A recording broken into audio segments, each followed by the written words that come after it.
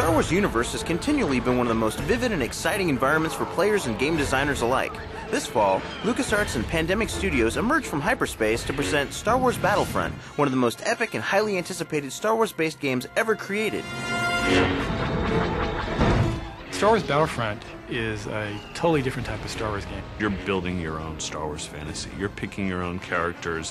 You can be a stormtrooper, a rebel pilot, a clone trooper, battle droid. Really, at the core of what this game is recreating the great battles. Any battle you've seen from any Star Wars movie will be in the game. You watch the movies for such a long time, now you get to actually play the battles in a whole new way.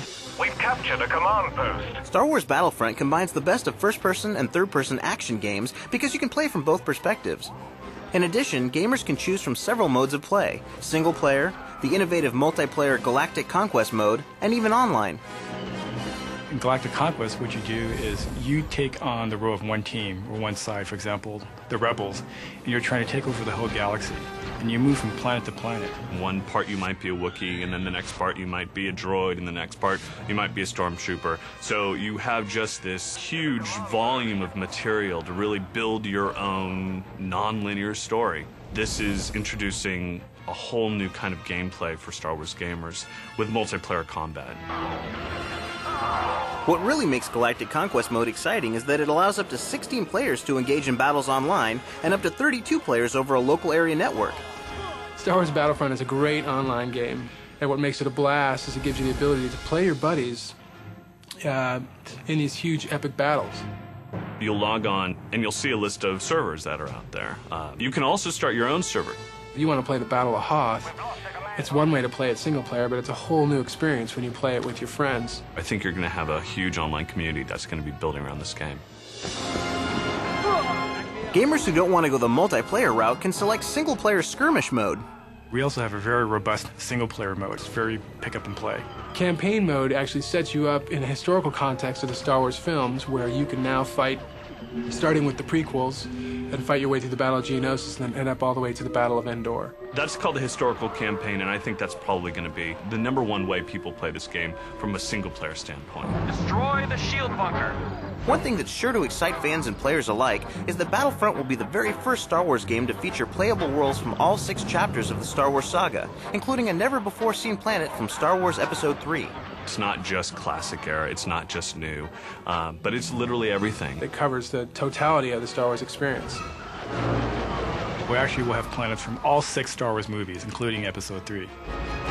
Those familiar with the iconic vehicles and weaponry in the Star Wars universe will marvel at the game's inclusion of an armada of Imperial AT-ATs, TIE fighters, and speeder bikes, as well as the workhorses of the Rebel Alliance. We have over 20 different vehicles in Star Wars Battlefront. Of course, we'll have an X-Wing, Y-Wing, TIE fighter, TIE bomber. We'll have the AT-AT, AT-ST, speeder bike. So those are some of the classic vehicles. From the new movies, we'll have the Republic gunship, some of the battle tanks like the AAT. Battlefront players will be able to take on the role of up to 4 different character types among the Star Wars galaxy's 4 largest factions: Rebel Alliance, Clone Army, Imperial Army, and Droid Army. In addition to those 4 basic classes for each side, there are 2 special classes. For the Imperials, there is an Imperial Dark Trooper. He's a sort of a beefed-up stormtrooper with a jetpack.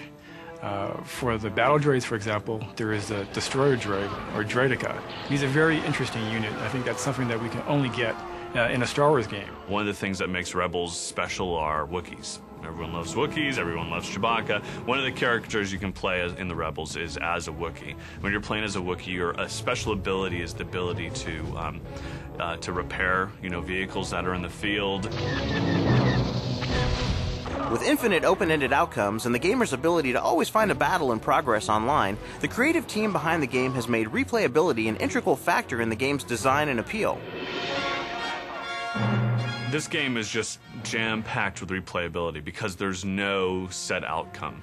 The way you play the game determines how the game's going to end. Destroy the shield bunker. You can play every campaign as a Rebel and then go back and play as an Imperial. And then in multiplayer, of course, that's where replayability really comes in. You could play this game for months and months and months on end, and you'll never repeat the exact same experience. We've captured a command post. With Episode 3, the highly anticipated final chapter in the Star Wars saga, just around the corner, Star Wars Battlefront is sure to give gamers gamers and fans alike the ultimate Star Wars experience.